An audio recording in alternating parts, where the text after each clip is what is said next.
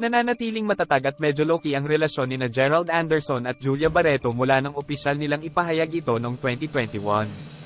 Sa kabila ng mga isyo at kontrobersya na itinapon sa kanilang relasyon, ang mag-asawa ay nananatiling matatag sa pagiging hindi nababahala at nakatuon sa kanilang mga layunin, kapwa bilang isang mag-asawa at bilang mga individual sa mabilis na industriya na kanilang pinagtatrabahuhan.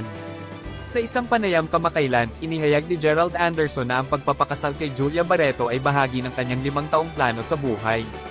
Mukhang handa na siya sa kasal at matagal na rin kumakalat ngayon ang mga haka-haka tungkol sa posibleng engagement nila ni Julia. Gayunpaman, natawa siya off-talk tungkol sa kanila na sinabi na ang kanilang idols ng palihim, binibigyang diin na kung ito ay nangyari, hindi niya ito ililihim.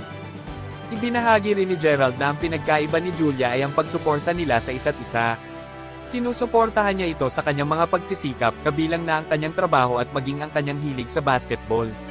So, habang hindi pa sila kasal, mukhang nasa tamang landas sila, at sabi nga ni Gerald na playful, darating tayo, basta, makakarating tayo doon, eventually.